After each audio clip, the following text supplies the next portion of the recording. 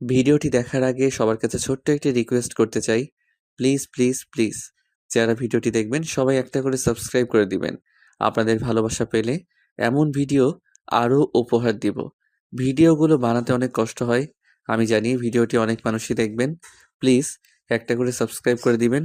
সবাইকে পুরো গল্পটি দেখার জন্য অনুরোধ রইল। আর যারা আমাকে ভালোবাসে তারা একটা করে লাইক করে দেখিয়ে দিবেন। Love you all. তো চলুন আজকের ভিডিওটি শুরু করা যাক। শোন, তুই তো বলেছিলি বিয়ে করতে, বিয়ে না করলে ভবিষ্যৎ অন্ধকার, তাই আমি সেটাই করলাম। বিয়ে করলে তো স্বামীর কথা মানতে হবে, তাই এখন আমি তোমার স্বামী, তোমার আমার কথা মানতে হবে। মানবো না, কি করবি? অনেক কিছু।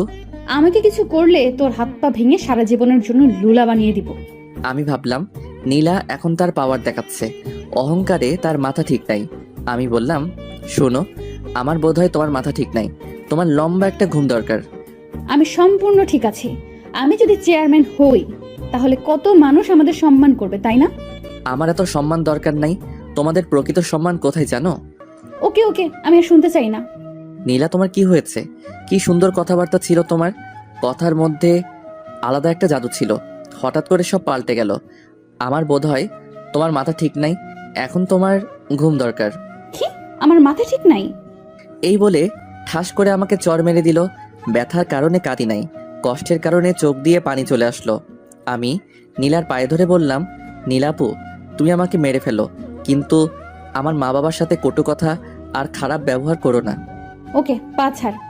না, তুমি ওয়াদা করো আমার কথার বিরুদ্ধে গেলে তাদের সাথে নরম ভাষায় কথা বলবা। ওকে, বলবো।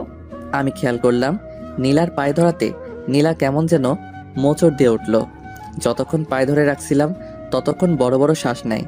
আমি পা ছেড়ে এক কোণায় গিয়ে বসলাম। কিছুক্ষণ কোনো কথা বললাম না। আমি বললাম, আমার ঘুমে ধরেছে, আমি ঘুমিয়ে যাই। এই সময় গয়না কে খুলবে? কেন, তোমার হাত আছে না? আমি একটা বালিশ আর খেতা নিয়ে নিচে শুয়ে পড়লাম। নীলা বলল, ওপরে শো। না, তোমার সাথে শুব না। কেন? চিন্তা ভাবনা করে দেখো। আমি এই বলে নিচে বিছানা করে শুয়ে পড়লাম। নিচে কার্পেট আছে, বালিশ আর খেতা দিয়ে শুয়ে পড়লাম। আপু দুলাভাই কম্বল দেয় নাই, ভাবছে আজ রাতে এমনিতেই গরম থাকবো, কম্বল লাগবে না। আমি নিয়ত করলাম যতদিন পর্যন্ত নীলা আমার কথা মতো না চলবে ততদিন আমি নীলার শরীর টাচ করব না। আর যদি বেশি বাড়াবাড়ি করে তাহলে অন্য ব্যবস্থা করব। ভাবছিলাম আজ নীলার 27 বছরের জীবনের একটা কষ্টের ইতি ঘটতে যাচ্ছে, কিন্তু না, সেই কষ্টটা আরো দীর্ঘমেয়াদী হলো। নীলার মুখটা আমার চোখে ভাসছে, মন চাচ্ছে এখন গিয়ে মনের ইচ্ছা মতো কিস করার জন্য, কিন্তু সেটা সম্ভব না। যেদিন পর্যন্ত আমার পায়ে ধরে মাপ না চাইবে ততদিন পর্যন্ত কোনো স্পর্শ নাই। যদি পরকীয়া করে করুক, পরদিন অন্য মেয়ে নিয়ে আসবো। যেহেতু 27 বছর কোনো পরকীয়া করে নাই, মনে হয় না সামনে করবে। এসব কথা ভাবতে ভাবতে কখন যে ঘুমিয়ে পড়লাম। সকালবেলা ঘুম থেকে উঠে দেখি নীলা পাশে আমাকে জড়িয়ে ধরে ঘুমিয়ে আছে বিছানার উপর। আমি সাথে সাথে উঠে পড়লাম। নীলাও উঠে পড়ল আর বলল, কি হলো, উঠে পড়লি কেন? তোমাকে কে বলেছে আমার সাথে শুতে? আমার মন চাইছে তাই। থাকো তুমি তোমার মন নিয়ে। আমি চলে গেলাম ওয়াশরুমে। ওয়াশরুম থেকে বের হয়ে টেবিলে পড়তে বসলাম। কিছুক্ষণ পড়লে মা ডাক দিল খেয়ে যেতে। খাইতে গেলাম। মা জিজ্ঞেস করলো, নীলা কই? আসে নাই? না। আসবো নে। মা আবার রুমে গেল, গিয়ে নীলাকে নিয়ে আসলো। আমি খাওয়া দাওয়া করে চলে গেলাম রুমে। একটা কথাও বললাম না, খেয়ে চলে আসলাম। বিছানায় শুয়ে মোবাইল টিপছি। নীলা চা আনলো, বলল, এই নে চা। টেবিলে রাখো। নীলা টেবিলে রাখলো। নীলা বলল, আমি বাইরে যাব। যেখানে মনে চায় যাও, আমাকে জিজ্ঞেস করার কি আছে। দেখলাম নীলা রেডি হয়ে বাইরে চলে গেল। আমিও পিছে পিছে বের হলাম, কারণ সে আমার বউ। সবচেয়ে বড় কথা হলো আমি তাকে ভালোবাসি। নীলা এলাকার কয়েকজন ছেলের সাথে দেখা করলো, তাদের সাথে অনেকক্ষণ কথা বলল। আবার নীলা বাড়ির দিকে হাঁটা ধরলো। আমি দোকানে গিয়ে সিগারেট ধরাইলাম, খেয়ে বাসায় আসলাম। দেখি নীলা ঘর ঝাড়ু দিচ্ছে। আমি বিছানায় শুয়ে পড়লাম। নীলা আমার দিকে আর চোখে তাকাচ্ছে, দেখে আমি কিছু বলি কিনা, কিন্তু না, আমি একটা কথা বলবো না। যতদিন পর্যন্ত এসব না ছাড়বে এভাবে মানসিক কষ্ট পেয়ে যাবে। ঝাড়ু দিয়ে আমার পাশে শুইল। আস্তে আস্তে নীলা একটা হাত আমার শরীরে রাখলো। আমি যত বিরক্ত আছে সব বিরক্ত নিয়ে নীলার দিকে তাকালাম। নীলা হাত সরিয়ে নিল। আমি উঠে কাপড় নিয়ে ওয়াশরুমে চলে আসলাম। ভাবলাম আমার কথা মানবে না, আবার আমার কাছ থেকে সুখের আশা করে। এত সোজা না দুনিয়াটা। আমি দেখলাম নীলার কয়েকটি কাপড় ভিজানো আছে, সেগুলো ধুয়ে দিলাম। আমি গোসল করে কাপড়গুলো নিয়ে ছাদে চলে গেলাম। ছাদে গিয়ে কাপড় নেড়ে আসলাম। এসে দেখি নীলা ওয়াশরুমে মনে হয় গোসল করছে। আমি টেবিলে বসে বই খাচ্ছি। ভাবছি এক রুমে দুই মানুষ, একজনের সাথে আরেকজন কথা বলে না। নীলা ওয়াশরুম থেকে গোসল করে বের হলো, নতুন এক শাড়ি পরে, যেটা দেখে আমার মাথা পুরো গরম হয়ে গেল। নীলা কাপড় নেড়ে বিছানায় বসে চুল আঁচড়াইতেছে, আর আমি লোভাতুর দৃষ্টিতে নীলার দিকে তাকিয়ে রইলাম। তার কোমরের একাংশ দেখা যাচ্ছে। আমি কাশতে কাশতে বাথরুমে চলে গেলাম। আধা ঘন্টা পর বের হলাম। বের হয়ে দেখি জমিয়ে মার সাথে আড্ডা দিচ্ছে। দিনটা কেটে গেল, সারাদিন কেউ কারোর সাথে কথা বলি নাই। রাতের বেলা আমি পড়তেছি, নীলা শুয়ে শুয়ে মোবাইল টিপছে। কতক্ষণ পড়লাম জানি না। নীলা বলল, হইছে, আর পড়তে হবে না, এবার ঘুমা। তোমার বলা লাগবে না। আমি আস্তে আস্তে বিছানায় শুয়ে পড়লাম। নীলা আমার পাশে শুইল। আমি বললাম, নীলা, এসব নির্বাচন কি দরকার আছে? চলো আমরা নিজেরা সুন্দর একটা সংসার করি। দেখ, নির্বাচন সম্পর্কে আমাকে কিছু জিজ্ঞেস করবি না, ওইটা তো বাইরে। এখন তো আমরা দুজন একসাথে। এখনো তুমি আমার থেকে অনেক দূরে। এই বলে আমি বালিশ নিয়ে নিচে চলে আসলাম। আমি কি করব বুঝতে পারছি না। আজকে নীলাকে অনেক সুন্দরী দেখাচ্ছে। আমার মন বলছে এমন একটা মেয়েকে আমার মন চাচ্ছিল। কেন জানি মনে হচ্ছে সে কাছে থেকেও অনেক দূরে। মা বাবা যদি জানতে পারে নীলা নির্বাচন করবে, তাহলে কি যে হবে আল্লাহ জানে। সবচেয়ে বেশি কষ্ট পাবে মা। এর আগে নীলাকে আটকাতে হবে। কেমন জানি একটা আওয়াজ আসছে, মনে হচ্ছে কেউ কাঁদছে। নীলা কাঁদছে, বুঝছি নীলা কষ্টে কাঁদছে। আমি বুঝতে পারছি না কি করব। নীলার কাছে গিয়ে নীলাকে সান্ত্বনা দিব চাইলেই সম্ভব, কিন্তু না, আমি তা করছি না। কাঁদুক, ইচ্ছে মতো কাঁদুক, বুঝুক তার জীবন আমি কতটা গুরুত্বপূর্ণ। অনেকক্ষণ হয়ে গেল, এখনো কাঁদছে। এখন আমার নিজেরও খারাপ লাগছে। আমি উঠে নীলার শরীরে হাত রেখে বললাম, নীলা। নীলার সাথে সাথে আমাকে জড়িয়ে ধরলো। আমিও জড়িয়ে ধরলাম নীলাকে। দেখি নীলার চোখে পানি আমি মুছে দিলাম। নীলার শ্বাস আমার মুখে আসছে, তার শরীর থেকে মিষ্টি একটা গন্ধ আসছে। আমি ভাবলাম আর আগানো যাবে না। আমি ঘুমের ভান করে সারা শরীর ভার ছেড়ে দিলাম বিছানায়। নীলা আমাকে জড়িয়ে ধরে ঘুমিয়ে পড়লো। তারপর আমিও ঘুমিয়ে পড়লাম। সকালবেলা উঠে দেখি নীলা আমাকে জড়িয়ে ধরে শুয়ে আছে। আমি উঠে আস্তে আস্তে ওয়াশরুমে চলে গেলাম। বের হয়ে দেখি নীলাও উঠে গেছে। আমি পড়তে বসলাম। পড়ে খাওয়া দাওয়া করে ভার্সিটি চলে আসলাম। ভার্সিটি অনেকেই জানে না আমি যে বিয়ে করেছি, আর আমি কারোর সাথে এতটা ক্লোজ না। আমার ফ্রেন্ড বলতে সবাই, আবার কেউ না। যে সময় যার কাজ লাগে। ভার্সিটি শেষ করে বাসায় আসলাম। এসে দেখি বাবা চলে এসেছে। আমি আমার রুমে গেলাম, দেখি নীলা বাসায় নেই। আমি মাকে জিজ্ঞেস করলাম, নীলা কোথায়? মা বলল আমি যাওয়ার সাথে সাথে বের হয়েছে, যে আর আসে নাই। বাবা আমাকে ডাকছে। আমি বাবার কাছে গেলাম। আব্বা বলল, মুরাদ, আমার চাকরির মেয়াদ শেষ হয়ে যাবে আগামী মাসে। ভালো হয়েছে। এখন কতদিন বিশ্রাম নেন? বিশ্রাম নিলে তোরা খাবি কি? তোরও তো কোনো চাকরির ব্যবস্থা নাই। হুম। শুন, আমার মাথায় একটা বুদ্ধি এসেছে। তোর মার সাথে এ বিষয়ে কথা বলেছি। তোর মা হ্যাঁ বলেছে। কি?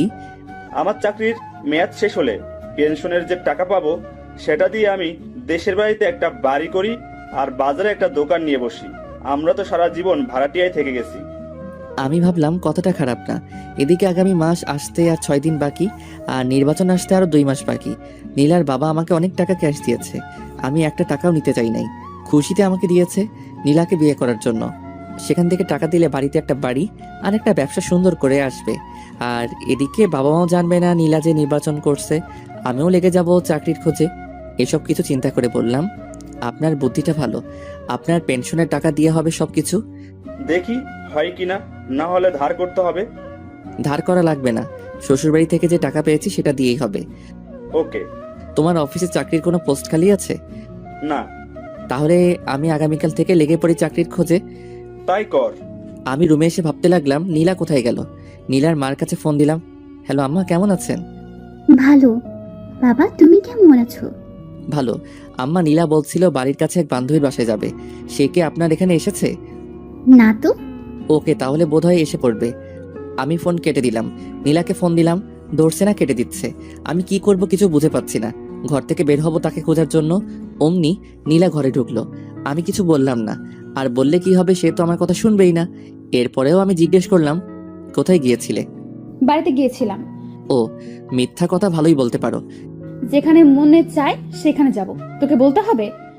এমন কথা শুনে আমার মেজাজ গরম হয়ে যায়। আমি কানে কানে গিয়ে বললাম, রাতে তাহলে কাঁদিস, তোর খবর আছে।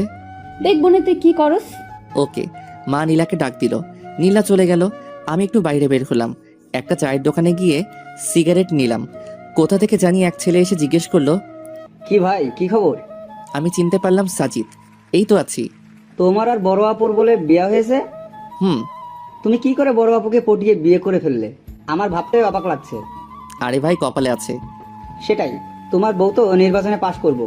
সত্যি?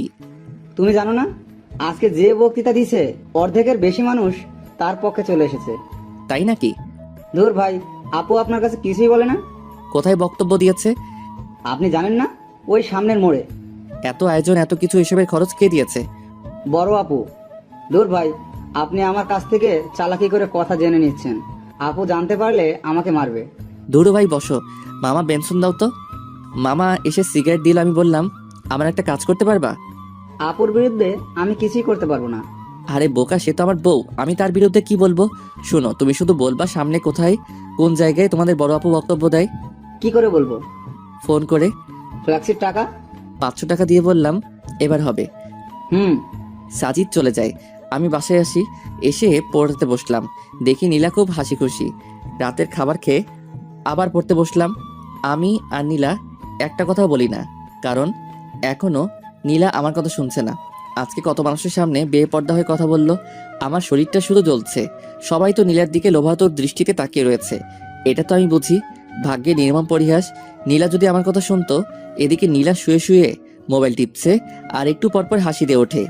আমি নীলাকে জিজ্ঞেস করলাম, নীলা, তুমি যে নির্বাচন করছো, এত টাকা কোথা থেকে? আমার জমানো টাকা।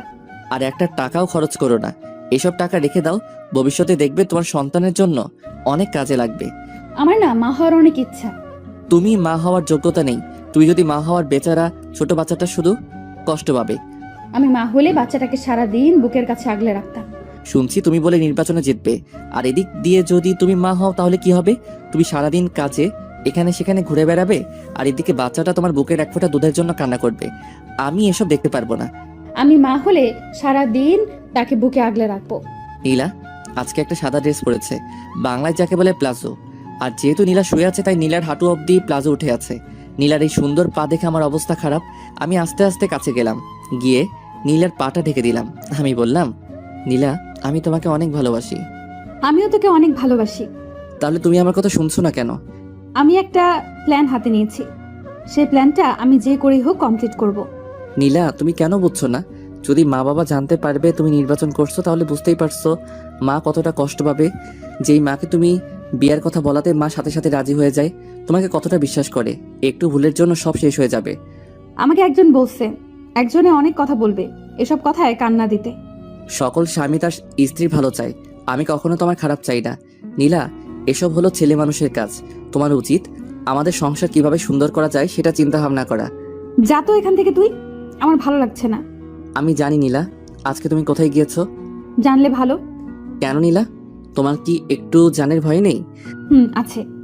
তাহলে এত মানুষের সামনে বেপর্দা হয়ে কিভাবে কথা বললে? ফুর, আমি অনেকক্ষণ প্র্যাকটিস করেছি। আর আমাকে কি কেউ মেরে ফেলবে নাকি? তুমি একা একা চলো, আমার ভয় করে। তাহলে তুই আমার সাথে চল। নীলা, তুমি আমাকে ভালোবাসো? যদি আমি তোমাকে ছেড়ে চলে যাই, তাহলে তুমি কষ্ট পাবে না? ছেড়ে চলে যাবি মানে?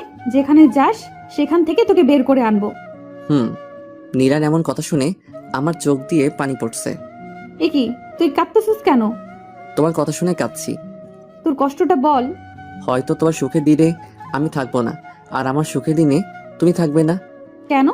ইস নীলা, তুমি যদি আমার কথা বুঝতে, আমি তোমার সাথে না থাকতে পারলেও তোমার ছায়া হয়ে থাকবো। মানে বুঝতে হবে না, এখন ঘুমাও। আমি বালিশ নিয়ে নিচে আসবো। নীলা বলল, ওপরে শো, নিচে অনেক ঠান্ডা। ওকে। আমি নীলার উল্টো দিকে মুখ ফিরে শুয়ে রইলাম। ঘুম আসছে, ঘুমিয়ে পড়লাম। নীলার যে করে হোক নির্বাচনে দাঁড়াবে এবং পাশ করেও নিজের নাম সারা দেশে ছড়িয়ে দিবে। এখন যদি যে কোনো বাতাসে উপেক্ষা করবে, রাস্তাঘাটে হাঁটলে কত সম্মান করবে মানুষ। মুরাদের আবদার নীলা বুঝতে পারে, কিন্তু নীলাকে নির্বাচনে দাঁড়াতেই হবে। নীলা ভাবছে, নীলা নির্বাচনে পাশ করলে মুরাদ দেখবে তার কত সম্মান। তার আগে যেভাবে হোক তাকে টিকে থাকতে হবে। নীলা আবার ভাবে সে কোনো ভুল করছে না তো, কিন্তু লোকের সমর্থনে সব ভুলে যায় নীলা। নীলা বুঝতে পারছে মুরাদ খুব কষ্ট পেয়েছে।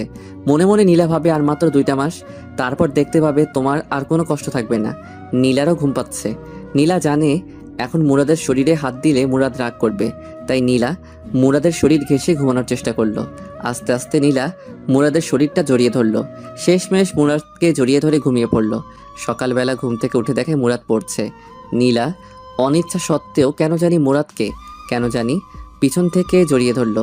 মুরাদও নীলার হাতটা নিয়ে নীলার হাতে চুমু খেলো। আর কিছুক্ষণ পর নীলা ওয়াশরুমে চলে আসলো। একেবারে গোসল করে বের হলো। ছাদে কাপড় নাড়তে যাবে। 3 তলা থেকে 4 তলায় উঠলো। 4 তলায় এক মহিলার কাণ্ড দেখে নীলা থমকে যায়। দেখলো একটা বাচ্চা ছেলেকে চোখে চোখে মুখে চুমু দিয়ে বলল, যাও বাবা, বাবার সাথে স্কুলে যাও। আর বাচ্চাটা বলল, বাই মা। যাওয়ার সময় বাচ্চাটা মার গালে চুমু খেলো। শেষমেশ টাটা দিতে দিতে বাচ্চাটা চলে গেল। নীলা পুরো কাজটা দেখলো। দীর্ঘ একটা শ্বাস ফেলে মনে মনে বলল, ইস, আমার যদি এরকম একটা বাচ্চা থাকতো। পেটের দিকে হাত দিয়ে পেটের মধ্যে হাত বুলিয়ে দেয় নীলা। মুরাদ, তুই কেন বুঝতে পারস না আমার মনের কথা? আমাকে একটা বাচ্চা দে, কসম করে বলছি, তার কোনো কষ্ট আমি হতে দিব না। নীলা আবার ভাবে, মুরাদ হয়তো ঠিকই বলেছে, এসব তো ছেলে মানুষের কাজ। আমার কাছে তো ঘরের ভেতর, আমি 2-3টা বাচ্চা নিয়ে সুখের ঘর করব। নীলা নিচে এসে দেখলো মুরাদ কলেজে চলে গেল। নীলা নিয়ত করে ফেলেছে এসব বাদ দিয়ে মুরাদের কথা মতো চলবে। নীলা ঘর থেকে বের হলো অফিসে গিয়ে নিজের পথ বাতিল করতে। বাসা থেকে বের হয়ে হাঁটা ধরলো। কিছুক্ষণ যাওয়ার পর কোথা থেকে জানি এক মেয়ে এসে বলল, আপু আপু, আমার বাড়ির সামনে। প্লিজ আপু, আমার সাথে একটা ছবি তুলেন। বলতে পারবো আমি চেয়ারম্যান আপুর সাথে ছবি তুলেছি। সবাই আমাকে বস মানবে। প্লিজ আপু। ওকে ওকে, তুলো। মেয়েটা ছবি তুলে বলল, আমার আপনাকে খুব ভালো লাগে। আমার ফ্যামিলির সবাই আপনাকে ভোট দেবে। Thank you. হেঁটে কেন, রিক্সা দিয়ে যান। আসলে শরীরটা বেড়ে যাচ্ছে তো তাই। ওকে আপু, চলেন আপনাকে এগিয়ে দিই। চলো। মেয়েটা আর নীলা হাঁটছে। সামনে দিয়ে যে যায় সেই লম্বা করে একটা সালাম দেয়। নীলা হাসি মুখে তাদের বিদায় দেয়। আরও কিছুক্ষণ হাঁটার পর 6-7টা মেয়ে নীলাকে ঘিরে ধরলো। আরও 10-12 জন ছেলে এসে হাজির হলো। পুরো একটা দল হয়ে গেল। এক সময় মিছিল শুরু হয়ে গেল। মিছিলের মধ্যে আরও মানুষ যোগ দিতে থাকে। পরে মোটামুটি বড় একটা মিছিল হয়ে যায়। অনেকক্ষণ সবাই বড় আপুর পক্ষে মিছিল করে। এক জায়গায় এসে এক রেস্টুরেন্টে নিয়ে সবাইকে কিছু খাওয়াইয়া তাদের বিদায় দিল। নীলা বাড়িতে চলে আসে। এসে ফ্রেশ হয়ে শুয়ে ভাবতে লাগলো কোথা থেকে কি হয়ে গেল। যে জায়গায় গিয়ে না করে আসবে এসবের মধ্যে আমি আর নাই। সেখানে গিয়ে বড় এক মিছিল করে আসলো। এত মানুষের সারা কিভাবে নীলা ফেলে দিবে? এখন কত সম্মান, পরে না জানি কত সম্মান হবে। বের হলেই মানুষ ঘিরে ধরবে। তখন মুরাদ বুঝতে পারবে আমি কেন এত কষ্ট করেছি। তখন হয়তো মুরাদ আমাকে একটা বাচ্চা নেওয়ার সুযোগ দিবে। আমি নীলার মনের ভিতর ঢুকে যাওয়ার চিন্তা ভাবনা করছি। নীলার সব কাজে রেসপন্স করব, কিন্তু আসল কাজটা করব না। আমি বুঝতে পারছি এইভাবে নীলার সাথে আর বেশি দিন থাকা যাবে না। ভার্সিটি থেকে এসে দেখি নীলা ঘুমাচ্ছে। তার মায়াবী মুখটা কি সুন্দর করে তাকিয়ে আছে। আমি অনিচ্ছা সত্ত্বেও নীলার কপালে চুমু খেলাম। নীলা পাশ ফিরে আবার শুয়ে পড়ল। আমি ফ্রেশ হয়ে নীলাকে ডাক দিলাম, নীলা আমার খিদা লাগছে। দাঁড়াও, আমি নিয়ে আসছি। নীলা একটু পর আমার জন্য খাবার নিয়ে আসে। আমি খেলাম। আমি বললাম, নীলা তুমি আজকে মিছিল করেছো কেন? যাতে নির্বাচনে পাশ করতে পারি। ওকে, তাহলে তুমি নির্বাচন নিয়েই থাকো। মুরাদ, রাগ করিস না, আমি এখান থেকে বের হতে পারবো না। ওকে, তোমার যা ইচ্ছা তাই করো। আমি বিকালের দিকে ছাদে গেলাম। গিয়ে দেখি জ্যোৎস্না। আমি বললাম, জ্যোৎস্না আপু কেমন আছেন? ভালো, তুমি? ভালো। কেমন চলছে তোমার দিনকাল? এই তো মোটামুটি। আমার সামনে বিয়ে। ভালো। আপু আমার একটা সমস্যা, যদি একটু হেল্প করতেন। কি বলো? নীলা খালি নির্বাচন করে, এই নিয়ে তাকে আমি প্রতিদিন বোঝাই, কিন্তু সে কোনো কথা কানে নেয় না। আপনি যদি একটু হেল্প করতেন। যে তার স্বামীর কথা শুনে না, তাহলে অন্য আরেকজনের কথা কি শুনবে? তারপরেও একটু কথা বলে দেখবেন। ওকে। আমি যাই। হুম। আমি চলে আসি। কি করব কিছুই মাথায় আসছে না। এভাবে 1 সপ্তাহ চলে গেল। বাবা গ্রামে চলে যায়। গ্রামের বাড়িতে নতুন বাড়ি হলে মাও চলে যাবে। নীলা জিজ্ঞেস করলে বলি বাড়িতে বেড়াতে গেছে। আমি এই বিষয় নীলার কাছ থেকে সম্পূর্ণ গোপন রাখি। আর সে নির্বাচন নিয়ে ব্যস্ত। এদিকে টাইম দেওয়ার কোনো প্রশ্নই আসে না। নীলাকে কেমন জানি লাগে। তার সাথে কথা বলা, হাসাহাসি এখন আর ভালো লাগে না। এখন কেন জানি নীলাকে বিরক্তিকর মনে হয়। আমি আস্তে আস্তে নীলার সাথে কথা বলা কমিয়ে দিলাম। ওই তো আগামীকাল সারাদিন নীলার সাথে একটা কথা বলি নাই। বুঝতেই পারছেন এটা কতটা কষ্টকর। নীলাকে অনেক বোঝালাম, শেষমেশ যেই কদু সেই লাউ। আমি ভাবলাম নীলার মা বাবার সাথে এই বিষয়ে কথা বলতে হবে। আমি সময় করে চলে আসি নীলার বাড়িতে। দেখি তার মা বাবা দুজনেই বাড়িতে। হঠাৎ নীলাকে ছাড়া আমাকে দেখে তারা অবাক হয়ে যায়।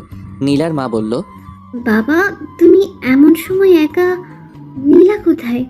নীলা বাড়িতে, আম্মা আব্বা কিছু কথা আসছিল। নীলারে নিয়ে একটা সমস্যা হচ্ছে। কি সমস্যা? আসলে নীলা খালি নির্বাচন করে। এই সারাদিন নির্বাচন নিয়ে বাড়ির বাইরে ব্যস্ত থাকে। কত যে বললাম এসব ছেড়ে দিতে, আমরা সুন্দর করে সংসার সাজাই, কিন্তু কে শুনে কার কথা।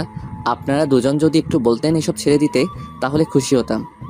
আসলে বাবা কি বলবো, সে ছোটবেলা থেকেই স্বপ্ন দেখে আসছে এই এলাকায় নির্বাচন করবে, তাই সে ছোটবেলা থেকে টাকা জমাইছে। তোমার অসুবিধা হলে আমরা অবশ্যই নীলাকে বুঝাবো। ধন্যবাদ। আমি নীলার বাড়ি থেকে খাওয়া দাওয়া করে বাসায় আসলাম। এসে দেখি নীলা ঘরের ভিতর নাচতেছে। আমি মুচকি হাসি দিলাম। আমি বললাম, এত খুশি কেন? সবাই বলছে আমি পাশ করব। ঘরের বাইরে বের হলে কত মানুষ আমাকে ঘিরে ধরে। সেটা তো ধরবেই, কারণ তুমি অনেক সুন্দরী, আর সুন্দরের পূজা করে সবাই। সুন্দরী বলে না, আমি চেয়ারম্যান হব বলে। এখনো কোনো নেতা তোমাকে আহ্বান করে নাই রাতে তার সাথে থাকার জন্য? এটা কি বললি তুই? আবার বল। মুহূর্তের মধ্যে নীলা চোখ মুখের রং পাল্টে গেল। যদি এরকম অফার পাও তাহলে ফোন করে বলে দিও আজ রাতে আমি বাইরে থাকবো। ঠাস ঠাস করে দুটো চর বসিয়ে দিল গালে। আমি বললাম, সত্যি কথা বললে কারো সহ্য হয় না। নীলা কেঁদে দেয়। কেঁদে কেঁদে আমাকে জড়িয়ে ধরে বলে, তুই এমন কথা বলিস না। এই নীলা শুধু তোর, নীলার সব তোর, নীলার যৌবন রূপ সব তোর, এসব কিছু তোর জন্য। নীলা আমার একটা হাত নিয়ে তার গালে দিল। খুব কষ্ট হচ্ছে নীলা, এর একটা কিছুই আমি পাবো না। এসব কিছু কয়েকদিন পর পথের মানুষের কাছে চলে যাবে। এমন কথা মুখে আনিস না মুরাদ। আমি তোরে ভালোবাসি, তোকে ছাড়া আমি বাঁচবো না। তুই এমন কথা আর বলিস না। প্লিজ নীলা, তুমি এসব ছেড়ে চলে আসো, প্লিজ প্লিজ। তোমার আর আমার জন্য সুন্দর একটা জীবন অপেক্ষা করছে, এসব ছেড়ে দাও। নীলা কিছু বলছে না। আমি আস্তে আস্তে নীলার গালে ধরে নীলার ঠোঁটের কাছে আমার ঠোঁট নিয়ে আস্তে আস্তে লাগিয়ে দিলাম। নীলা চোখ বন্ধ করেছে। নীলা আমার মাথাটা চেপে ধরলো তার ঠোঁটে। আমি পাগলের মতো কিস করছি নীলাও। নীলার শ্বাস ভারী হচ্ছে। আমি ভাবলাম এখনই বাদ দিতে হবে, না হলে নীলাকে আটকানো কঠিন হবে। আমি আস্তে আস্তে নীলাকে ছেড়ে দিলাম। নীলা বলল, কি হলো? ভালোই তো লাগছিল, আবার ধর। মনে হয় মা ডাকছে। এই বলে আমি সোজা ঘর থেকে বেরিয়ে আসলাম। নীলা বুঝতে পারছে না কি বলবে, শুধু তাকিয়ে রইল। আমি ভাবলাম লাভ নাই, যতদিন না পর্যন্ত ওইসব ছাড়বে না ততদিন পর্যন্ত আমাকে পাবে না। আমি 2-3 জায়গায় চাকরির জন্য নিবন্ধন করলাম। এসব বিষয় নীলার কাছে গোপন রাখলাম। তাকে বলে কি করব? আমি বাইরে যাওয়ার সাথে সাথে নীলা ঘর থেকে বের হয়ে পড়ে। আর কি বলবো, এইসব কিছু নীলার কাছে গোপন রাখলাম। আমি সোজা বাইরে আসলাম। এসে সিগারেট খেলাম। খেয়ে রুমে ঢুকলাম। রুমে ঢুকলে নীলা বলল, তুই আমার বাবা মার কাছে বিচার দিয়েছিস কেন? মনে চেয়েছে। দেখ, আমাকে নিয়ে প্রতি দোকানে এখানে সেখানে সব জায়গায় কথা হয়। তারা বলে আমি জিতলে এলাকার উন্নতি হবে, এলাকায় শান্তি থাকবে। এসব মানুষের কথা আমি কি করে ফেলে দিতে পারি? আমি ছাড়তে পারবো না। ভালো, তোমার যদি মনে চাই করো, মনে থাকে যেন। পরে যখন কেঁদে কেঁদে আমাকে জোরে চিল্লাই চিল্লাই ডাকবে তখন আমাকে পাশে পাবে না। নীলা, তুমি এখন বাচ্চা মেয়ে না, ভালো মন্দ বিচার করার বিবেক তোমার মাথায় আছে। হায় রে কপাল আমার, আমারই দোষ কেন যে সুন্দরীর পাগল হলাম। যদি জ্যোৎস্নাকে অথবা তানহাকে বিয়ে করতাম তাহলে কতই না সুখী হতাম। এই বলে রুম থেকে বের হয়ে আসলাম। সোফায় এসে টিভি দেখতে লাগলাম। কিছুক্ষণ পর মা এসে বলল, আগামীকাল বাবা আসবে। দিনটা কেটে গেল নীলার সাথে, আর কথা বলি নাই। পরদিন বাবা এসে আমাকে ডাকা শুরু করলো। আমি গেলাম বাবার কাছে। একটা কাগজ ঢিল দিয়ে বলল, এসব কি মুরাদ? আমি কাগজ ধরে দেখি নীলার নির্বাচনের পোস্টার। তার মানে বাবা জেনে গিয়েছে নীলা নির্বাচন করছে।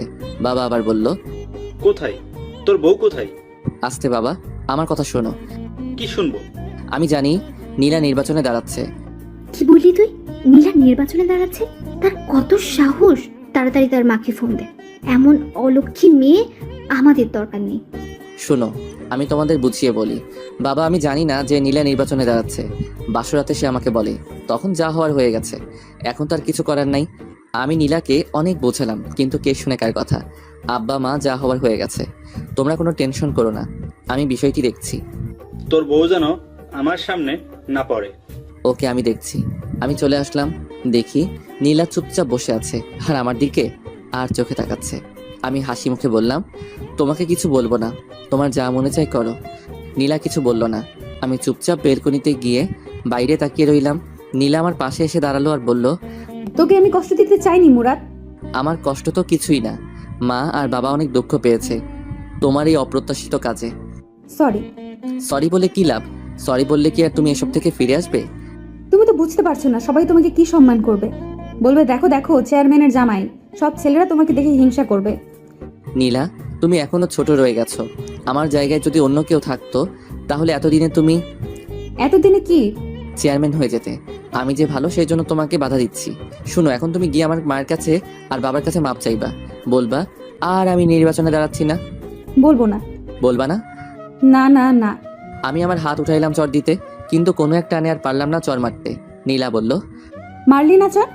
দেখতাম তোর কত সাহস। এখন যদি আমি একটা ফোন করি তাহলে শত শত ছেলে চলে আসবে। আমি চাইলে তোকে মেরে বুড়িগঙ্গা নদীতে ফেলে দিতে পারি। আমি মোবাইল দিয়ে বললাম, এই নাও, এখন তোমার ছেলেদের ফোন দাও, তারা আসুক, এসে আমাকে মেরে বুড়িগঙ্গায় ভাসায় দিক। তুই কি ভাবছিস আমি পারবো না? তুমি আবার না পারতে পারো। আমি কানে কানে গিয়ে বললাম, পারলে করে দেখা। আমি সেখান থেকে চলে আসলাম। আমার আর ভালো লাগছে না। এখন থেকে আর নীলার সাথেই শুবো না। আজ 1 সপ্তাহ হলো নীলার সাথে শুই না। আমি আমার মতো, নীলা নীলার মতো। এদিকে আমার চাকরির ইন্টারভিউর জন্য কল আসলো। এদিকে বাবা মা চলে গেল গ্রামের বাড়িতে। যাওয়ার আগে নীলাকে কয়েকবার বললাম বাবা মার কাছে মাপ চাইতে, কিন্তু কে শুনে কার কথা। এখন আমি আর নীলা একা। আমি ইন্টারভিউ দিলাম। আমার আগের রেজাল্ট ভালো ছিল বলে চাকরিটা হয়ে গেল, কিন্তু সমস্যা একটাই, বাসা থেকে অনেক দূরে। আমি সকালে যাই, বিকালে আসি। নীলা ভাবে আমি ভার্সিটিতে যাই। কিছুদিন পর সন্ধ্যার সময় বাসায় ঢুকলাম, দেখি নীলা আর 5 জন ছেলে, 1 জন মেয়ে বসে আড্ডা দিচ্ছে। তাদের একজনের হাতে সিগারেট, নীলাও সিগারেট খাচ্ছে। আমি ঘরে ঢুকলে নীলা বলল, এ হলো আমার স্বামী মুরাদ। মাঝখান থেকে একজন ছেলে বলে উঠল, বড় আপু, আপনি বিয়ে করে ফেলেছেন? আমরা তো জানি না। আসলে সবই কপাল। আর মুরাদ কিন্তু খুব ভালো ছেলে, কেউ তার সাথে বেয়াদবি করবি না। ওকে আপু। আপু, আমাদের কাজটা বুঝিয়ে দেন। নীলা আমাকে বলল, মুরাদ তুই একটু ঘরে যা। ওকে। আমার মাথা পুরো গরম হয়ে আছে, কিছু বলবো না তাকে। আমি ভাবলাম এভাবে আর চলতে পারে না। আরে আমার তো একটা সম্মান আছে। চেয়ারম্যান হওয়ার পর সবাই বলবে দেখো দেখো চেয়ারম্যানের জামাই, কিন্তু সেটা বলবে টিটকারি করে। ভাবলাম আজ নীলাকে শেষবারের মতো বলবো, তারপর অন্য কোনো রাস্তা দেখতে হবে। নীলা তাদের সাথে কথা বলে অনেকক্ষণ। এই ফাঁকে আমি তাদের জন্য হালকা নাস্তা নিয়ে যাই। নীলার অহংকারে শেষ নাই। নীলা তাদের ছোটোখাটো মিটিং শেষ করলো। আমি পড়তে বসলাম। রাতে খাওয়ার জন্য নীলা আমার জন্য বাইরে খাবার আনে। আমি খেলাম। ভাবলাম আজ একসাথে শুই। আমি শুলাম তাড়াতাড়ি, কারণ সকালে অফিসে যেতে হবে।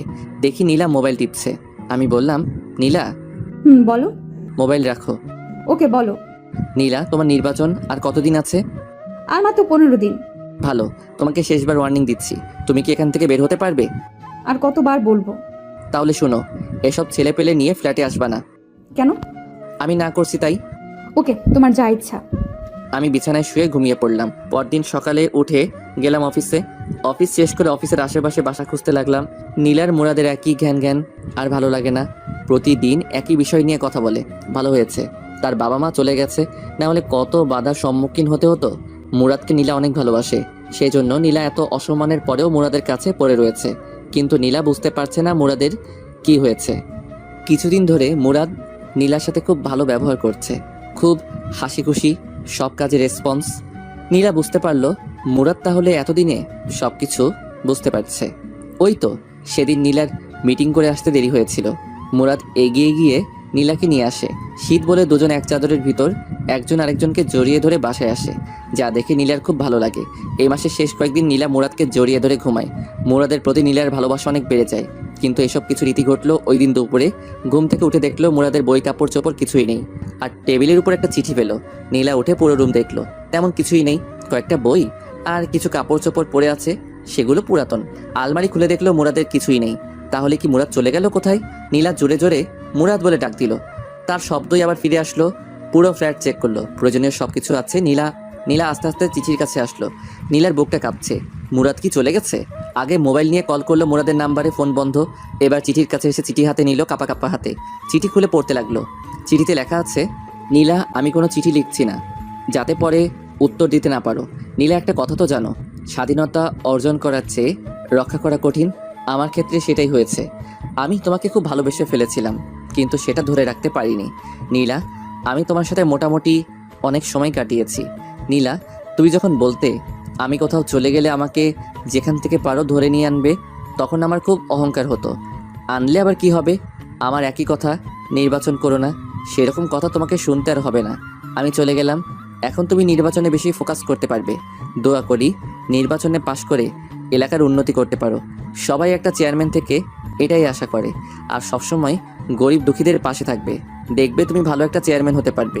নীলা, আমি দুঃখিত, আমি ভালো একটা স্বামী হতে পারিনি, তোমার কথায় রাজি হতে পারিনি। তোমার সামনে জীবন পড়ে রয়েছে, ভালো একটা ছেলেকে বিয়ে করে মা হওয়ার স্বপ্ন দেখো। খুব ইচ্ছে ছিল বাবা হওয়ার, কিন্তু সেটা হলো না। নীলা, আমি তোমাকে ছেড়ে অনেক দূরে চলে এসেছি। আমার খুঁজতে তুমি বের হয়েও না, কারণ তুমি আমাকে খুঁজে পাবে না। আমি পিছনের সকল পথ বন্ধ করে দিয়েছি। তুমি জেনে খুশি হবে আমি একটা চাকরি পাইছি। তোমার অন্তরে কি ছিল সেটা আমি আদৌ চিন্তা করে বের করতে পারিনি। শেষ কয়েকদিন তোমার সাথে ভালো ব্যবহার করেছি, কারণ তুমি যাতে বুঝতে পারো তোমার জীবনে আমি কতটুকু গুরুত্বপূর্ণ ছিলাম, কিন্তু তুমি সময় থাকতে গুরুত্ব দাওনি। আহ নীলা, তুমি যদি আমার কথা শুনতে, তাহলে হয়তো পৃথিবীর একমাত্র সুখী সংসার আমরা হতাম। নীলা, তুমি চেয়ারম্যান হতে চাও, সেটা বিয়ের আগে বলতে, তাহলে আমি তোমাকে বিয়ে করতাম না, কারণ আমি সিম্পল একটা সুখের সংসার দেখতাম। এখন বুঝতে পারছি বড় লোকেরা বড় লোকের ঘরে মানায়, গরিব গরিবের ঘরে মানায়। বড় লোক যখন গরিবের ঘরে যায় তখন শুরু হয় সমস্যা। সেটা হয়েছে তোমার আর আমার মাঝে। তুমি দেখতে বড় হওয়ার স্বপ্ন, আর আমি দেখতাম সিম্পল জীবনযাপন। তোমার স্মৃতি হিসেবে তোমার দেয়া চরগুলো থাকবে আমার সাথে। আর হ্যাঁ, অবশ্যই নামাজ পড়বে, নির্বাচনে পাশ করতে পারো সেজন্য দোয়া করবে। আমিও দোয়া করি তুমি ভালো একটা চেয়ারম্যান হও। আমাকে পাওয়ার জন্য কখনো দোয়া করবে না, কারণ আল্লাহ কারো দোয়া ফেলায় না। সবশেষে বলবো তুমি ভালো একটা স্বামী নাও, মা হওয়ার স্বপ্ন দেখো, আর ভালো একটা চেয়ারম্যান হওয়ার চেষ্টা করো। আর তোমার বাবার দেওয়া টাকাগুলো আমার বালিশের নিচে আছে। নীলা, আমার বউ, আমার ভালোবাসা, সারা জীবন সুখে থেকো। নীলার চোখের পানি চিঠির অনেকখানি ভিজে গেছে। নীলা কি করবে বুঝতে পারছে না। এখন কেমন যেন একা একা লাগছে। আরেকবার নীলার মনে হচ্ছে ভালোই হয়েছে, খালি খালি সারাক্ষণ ঘ্যাং ঘ্যাং করতো। নীলা আস্তে আস্তে চোখের পানি মুছলো, বিছানায় এলিয়ে চিন্তা করতে লাগলো। বালিশের নিচে হাত দিয়ে দেখে টাকা, অনেক টাকা। নীলার কেমন যেন ভয় ভয় করছে। নীলা একা এই বাসায় থাকতে পারবে না। মুরাদ বলছে চাকরি পেয়েছে, কোথায় পেয়েছে সেটা জানতে হবে। সেটা জানতে পারলে তার ঠিকানা বের করা যাবে। নীলা পুরো ফ্ল্যাট খুঁজলো, এরকম কিছুই পেল না। নীলার মনে হলো কে জানি দরজায় টোকা দিচ্ছে। খুলে দেখে জ্যোৎস্না। জ্যোৎস্নাকে দেখে নীলা হাউ মাউ করে কেঁদে উঠলো আর জ্যোৎস্নাকে জড়িয়ে ধরলো।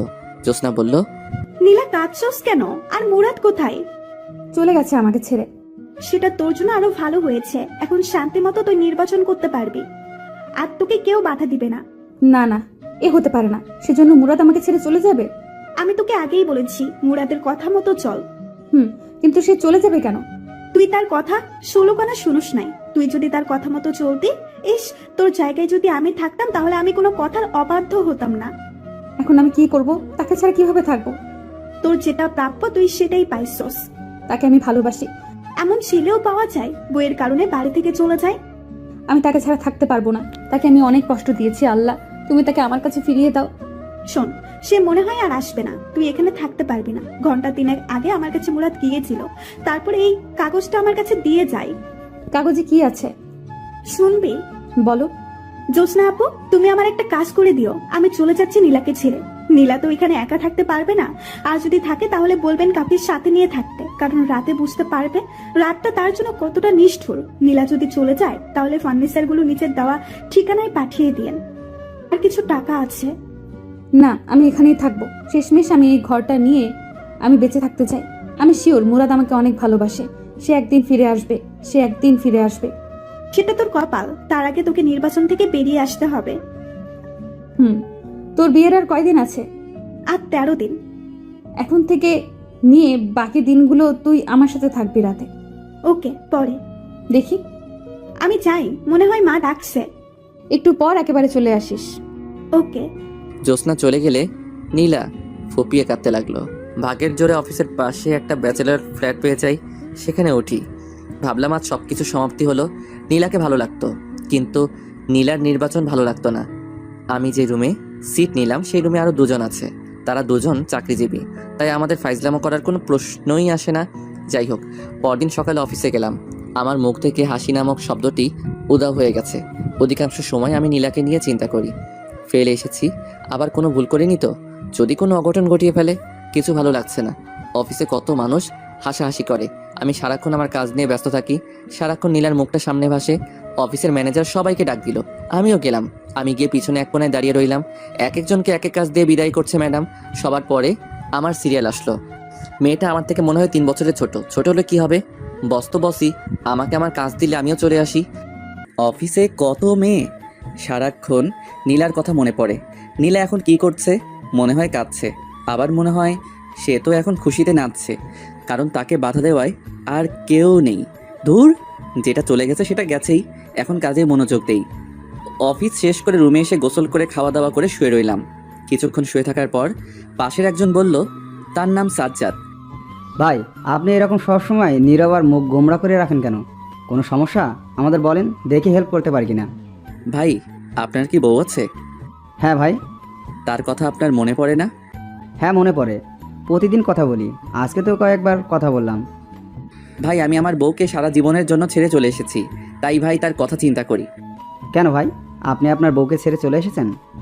ভাই, শখের বশে এক সিনিয়র আপুকে বিয়ে করেছিলাম। বিয়ের পর তার কথা আমি শুনতাম, কিন্তু সে আমার কথা শুনতো না, তাই ছেড়ে চলে এসেছি। Very interesting. আমরা দেখি যত কম বয়সী মেয়ে, আর তুমি কি না সিনিয়র আপুকে বিয়ে করো? থাক ভাই, যা হওয়ার হয়ে গেছে, এখন সামনে ফোকাস করেন, দেখবেন আরও ভালো মেয়ে কপালে আসবে। আমি পড়তে বসলাম, কারণ আমাকে ভার্সিটি শেষ করতে হবে। এটা বেসরকারি, যে কোনো সময় চাকরি চলে যেতে পারে। পরদিন অফিসে গেলাম, সারাদিন অফিস করলাম, কারোর সাথে কথা বলিনি। সবাই টিফিন করে আর আমি নীলার কথা চিন্তা করি। সে কি এখনো ঠিক আছে নাকি? আমি নেই বলে কারোর সাথে কামে লিপ্ত হয়েছে? না না, নীলা এরকম মেয়েই না। ভাবলাম নীলাকে একটা নজর দেখে আসবো, আগামীকালই যাব। অফিস শেষ করে চলে আসব। এক লোক এসে খবর দিল ম্যানেজার ডাকছে। আমি অফিসে গেলাম। ম্যাডামকে দেখে আমার মেজাজ গরম হয়ে যায়। ম্যাডাম, এটা কোনো কাপড় পরলো? একটা টাইট জিন্স আর টাইট শার্ট, ঠোঁটে লিপস্টিকে ভরা, চুলগুলো মাথায় পাহাড় করে রেখেছে। আমি লজ্জায় মাথা নিচু করে দাঁড়িয়ে রইলাম। নীলাকে আমি জিন্স অবস্থায় 2 দিন দেখেছি, তারপরেও প্রথম আর সবসময় নর্মাল পোশাক পরতো, যার কারণে নীলাকে আমার অনেক ভালো লাগতো। আর শাড়ি পরা অবস্থায় দেখলে মনে হতো, রিয়ান ভাইয়ের কথাটা, কোন গ্রহ থেকে এসেছো তুমি, যেখানে শুধু রূপের চর্চা করা হয়। এখন নীলার শাড়ি পরা মুখটা মনে হলে শরীরে কাঁপুনি দিয়ে ওঠে। বসেন। আমি মাথা নিচু করে চেয়ারে বসলাম, আবার বলল, মুরাদ ভাই, এখানে কি আপনার কোনো কাজ করতে অসুবিধা হচ্ছে? না। তাহলে সব সময় এমন মন মারা হয়ে থাকেন কেন? 2 দিন একেবারে বেশি। আমার মতে এই অফিসে আসার পর একমাত্র আমার সাথে আপনি কথা বলেছেন। কেন, কারণ জানতে পারি? না, আমি শুধু আমার কাজ করব। এমন মানুষ হয়? আপনার বাড়িতে দেখলাম আপনি বিবাহিত। আপনার ওয়াইফের সাথে কোনো সমস্যা হয়েছে? সেরকমই ধরতে পারেন। এটা কোনো সমস্যা হলো? সেজন্য আপনি যাওয়ার সময় তার সবচেয়ে বেশি পছন্দের জিনিসটা নিয়ে যাবেন, দেখবেন সব ঠিক হয়ে যাবে। আমি চলে আসলাম। হিসাব করে দেখলাম নির্বাচনের আর মাত্র কয়েকদিন বাকি। পরদিন অফিস বন্ধ, তাই সময় করে রাতে এলাকায় আসলাম, যাতে কেউ না চিনতে পারে। শীতের রাত, মুখে মাফলার জ্যাকেট বেঁধে, সাথে মাথায় ক্যাপ দিয়ে রাস্তায় হাঁটছি। হাঁটতে হাঁটতে বাসার সামনে গেলাম।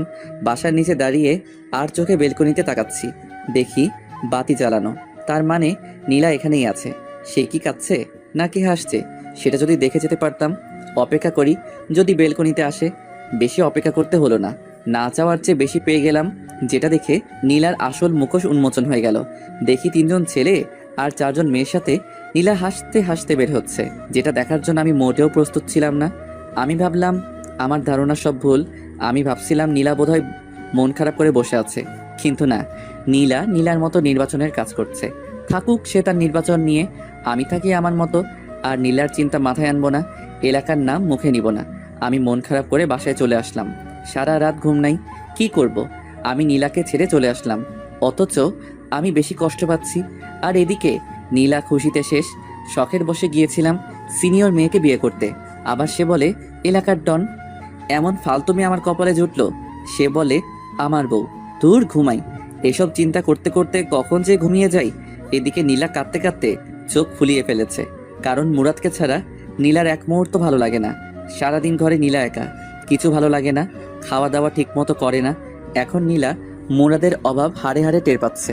দুদিন ধরে নীলা নির্বাচনের কোনো কাজে যাচ্ছে না, কারণ তার মন ভালো না। কি বলবে গিয়ে নীলা? ওই দিন রাতে নীলাকে তার সাথে লোকেরা দাওয়াত দিল। নীলা বলে দিয়েছে আসতে পারবে না, কিন্তু হলো কি, রাতে কয়েকজন বাসায় এসে হাজির। তাদের জোড়াজড়িতে নীলা তাদের সাথে গেল। সেখান থেকে এসে জ্যোৎস্নাকে কল দিল। জ্যোৎস্না আসলো। রাতে জ্যোৎস্নার সাথে ঘুমাই। দুজন শোয়ার পর জ্যোৎস্না বলল, এসব তুই ছাড়বি? এসব ছাড়লে দেখ মুরাদ তোর কাছে ফিরেও আসতে পারে। সত্যি মুরাদ আবার আমার কাছে ফিরে আসবে? যখন শুনবে তুই আর নির্বাচনে দাঁড়াচ্ছিস না, তখন বুঝতে পারবে তুই মুরাদের কথা শুনছস। কি করে বুঝবো? সে কি এই দেশে আছে নাকি নাকি নতুন বিয়া করে ফেলছে? এই বলে নীলা কেঁদে দিল। লীলা কাঁদিস না, তার জন্য দোয়া করবেন। সে যেন ভালো থাকে, দেখবি একদিন ঠিকই আল্লাহ তোদের দুজনকে মিলিয়ে দেবে। নীলা ফুপিয়ে ফুপিয়ে কাঁদছে আর মোবাইল থেকে ছবি বের করে মুরাদকে দেখছে। এসব দেখতে দেখতে কখন যে ঘুমিয়ে যায়। সকালে উঠে নীলা নামাজ পড়ে আল্লাহর কাছে অনেক কান্নাকাটি করে মুরাদকে ফিরিয়ে দেওয়ার জন্য। আমি পরদিন অফিসে যাই। গতকাল থেকে আজকে আমার মনটা বেশি খারাপ। অফিস শেষ করে চলে আসব, একজন এসে বলে গেল ম্যাডাম ডাকছে। আমি ম্যাডামের অফিসে গিয়ে মাথা নিচু করে দাঁড়িয়ে রইলাম। বললাম, বসেন। আমি আস্তে আস্তে বসলাম। এখন আপনি আমার সামনে হাসি দেবেন। পারবো না। দেন বলছি, দেন, না হলে আপনার চাকরি নট। আমি হাসি দেওয়ার চেষ্টা করলাম, কিন্তু হাসির বদলে ফুপিয়ে ফুপিয়ে কান্না শুরু করলাম। এটা কি হলো? আমি বললাম হাসতে আর আপনি কিনা কাঁদছেন। প্লিজ কাঁদবেন না, এই নিন টিস্যু। টিস্যু নিয়ে আমি চোখ মুছলাম। ম্যাডাম বলল, এক্স্যাক্টলি আপনার সমস্যা কি আপনি আমাকে খুলে বলবেন? হুম। আপনার ওয়াইফ কি মারা গেছেন? না, তবে বেঁচে থেকেও আমার সাথে নেই। আমি বুঝেছি। যান, আপনাকে কিছুদিন ছুটি দিলাম, বউকে নিয়ে কোথা থেকে ঘুরে আসেন। আমি চলে আসলাম, কিন্তু পরের দিন আমি অফিসে যাই। ম্যাডাম অবাক হয়ে যায়, কিন্তু কিছু বলল না। আমি হিসাব করলাম নীলা নির্বাচন হতে আর সপ্তাহ 7 দিন আছে। কিছু ভালো লাগছে না, কেন জানি মন চাচ্ছে নীলাকে আরেকটা নজর দেখতে। দূর আমার বেহায়া মনে, আমি আর নীলার কথা মনে আনবো না। ভাবলাম আরেকটা বার দেখেই আসি, এটাই শেষ। পরদিন রেডি হয়ে রাতে বের হলাম। কিছুক্ষণ জার্নি করার পর এলাকায় পা রাখলাম। আমার উদ্দেশ্য বাসায় নিচে দাঁড়িয়ে তার হাসি মুখটা দেখে চলে আসবো। বাসার কাছে চলে আসলাম, এমন সময় একটা নারী চিৎকার আসছে। আমি আস্তে আস্তে হেঁটে আরও কাছে গেলাম। চিৎকার চেনা চেনা লাগছে। কাছে গিয়ে দেখি নীলা। আমার সারা শরীরে একটা হিমশীতল স্রোত বয়ে গেল। দেখি 4 জন ছেলে নীলাকে ঘিরে ধরেছে। একজন বলছে, তুই নির্বাচন করবি? শালিকে ধর, তার নির্বাচনের স্বাদ মিটিয়ে দেই। ভাবলাম তারা বিপক্ষ দলের কেউ। একজন ছেলে নীলার দিকে আগাচ্ছে। আমি বুঝতে পারছি না নীলাকে তারা কি করবে। দেখি ওনা টান দিয়ে সরিয়ে দিতে চাইলো। আমার মাথায় রক্ত উঠে গেল। ভাগ্যবশত আমার পাশে একটা বেলচা ছিল। আমি মুখটা ভালো করে ঢেকে নিলাম যাতে নীল না বুঝতে পারে। বেলচা নিয়ে আগালাম। যেহেতু চারদিকে অন্ধকার, তাই একদিক থেকে উদয় হয়ে যে নীলার ওড়না দিয়ে টান দিল, তার পিঠে গিয়ে আঘাত করলাম। শালা জোরে এক চিৎকার দিয়ে নিচে শুয়ে পড়লো। আমি আবার অন্ধকারে চলে গেলাম। আমি তাদের দেখছি, কিন্তু তারা আমাকে দেখছে না। তারা সতর্ক হয়ে গেল। আমি জায়গা পরিবর্তন করে আরেকটার পিছনে গিয়ে তার পায়ে আঘাত করলাম। সেও চিৎকার করে শুয়ে পড়লো। আমি আবার অন্ধকারে চলে গেলাম। আমি আবার জায়গা পরিবর্তন করে আরেকটার পিছনে গিয়ে তার ঘাড়ে আঘাত করলাম। সেও শুয়ে চিৎকার করতে লাগলো, ও মা গো, ও মা, ও মা গো। আমি অন্ধকারে চলে গেলাম। যেহেতু শীতের রাত, কুয়াশা, কিছুই দেখা যায় না। আবার রাত। আরেক হালা চিৎকার করে বলছে, শালা কে রে তুই? সাহস থাকলে সামনে আয়। আমি আস্তে আস্তে পা টিপে তার পিছনে গিয়ে দাঁড়ালাম। শেষমেশ সে বুঝতে পারে, কিন্তু ততক্ষণে আমার হাত রেডি। সে ঘুরে আর আমি তার কানে নিচে নরম জায়গায় ঘুষি চালালাম। সে দাঁড়ানো থেকে অজ্ঞান হয়ে ডাইরেক্ট রাস্তায় পড়লো। একজনকেও মাথায় আঘাত করলাম না, যদি মারা যায়। আমি আবার অন্ধকারে চলে গেলাম। বাকি 3 জন তাকে উঠিয়ে দৌড়। তারা চলে গেলে আমি নীলার সামনে প্রকাশ হলাম। তার সামনে বেলচা ঢিল দিয়ে রাস্তায় ফেলে ঘুরিয়ে উল্টো হয়ে হাঁটা ধরলাম। কিন্তু নীলার চালাক চোখ আমাকে চিনতে পারে। নীলা আমাকে ডাক দিল, মুরাদ, মুরাদ। এবার অনেক জোরে, কিন্তু আমি আমার মতো হাঁটছি। নীলা কাঁদে আর ডেকেই যাচ্ছে, মুরাদ, মুরাদ, আমার কথা শোনো। কিন্তু আমি আমার হাঁটা থামালাম না, কারণ পিছনে ফেরার টাইম নেই। আস্তে আস্তে নীলার মুরাদ, মুরাদ ডাক মিলিয়ে গেল। আমি আমার গন্তব্যের দিকে রওনা দিলাম। মুরাদ ডাক ডেকেই যাচ্ছে নীলা, কিন্তু কে শুনে কার কথা। নীলা বাসায় এসে বিছানায় শুয়ে কাঁদতে লাগলো। কাঁদছে আর বলছে, আমি কি দোষ করছিলাম? কেন তুই আমাকে এত বড় শাস্তি দিচ্ছস? কে জানি দরজায় টোকা দিল। খুলে দেখে জ্যোৎস্না। জ্যোৎস্নাকে দেখে হাউমাউ করে কেঁদে উঠলো। বলল, মুরাদ ছিল ওটা। মুরাদ আমার কাছে আসছিল, আমাকে শয়তানগুলোর হাত থেকে রক্ষা করেছে। কোথায় সে? কই? কখন দেখছস? আমাকে বুঝিয়ে বল। আমি ডাক্তারের দোকান থেকে আসছিলাম ওষুধ নিয়ে, তখন 4 জন ছেলে আমাকে ঘিরে ধরলো। আমি জোরে জোরে চিৎকার করতে লাগলাম। তখন কোথা থেকে জানি এক ছেলে তাদের মায়ের দিল। ছেলের মায়ের সামলাতে না পেরে তারা চলে যায়। আমি ভালো করে খেয়াল করে দেখি ওটা মুরাদ। আমি কতবার যে ডাকলাম মুরাদ মুরাদ বলে, কিন্তু সে আসলো না। আবার কাঁদা শুরু করলো নীলা। জ্যোৎস্না নীলাকে সান্ত্বনা দিতে লাগলো। দেখছোস মুরাদ সারাক্ষণ তোর উপর চোখ রাখছে, তুই ভালো করে চল। আমি যে কাঁদছি কষ্টে, সে কি শুনতে পাচ্ছে না? হয়তো। আর কাঁদিস না, ঘুমা, দেখবি সব ঠিক হয়ে যাবে। নীলা শুয়ে পড়ল। শুয়ে ভাবতে লাগলো, নীলা, মুরাদ আমার আশেপাশেই আছে। আমি যদি মুরাদের কথা মতো চলি, হয়তো মুরাদ আবার আমার কাছে ফিরে আসবে। আমি সেটাই করব। নীলা বুঝতে পারছে ঘরের মধ্যে ছেলে মানুষের কি দরকার। এখন নীলা বুঝতে পারে এসব নির্বাচন হলো ছেলে মানুষের জন্য, মেয়েদের জন্য হলো ঘর। যখন মেয়ে ছেলের জায়গায় যায় তখনই শুরু হয় ঝামেলা।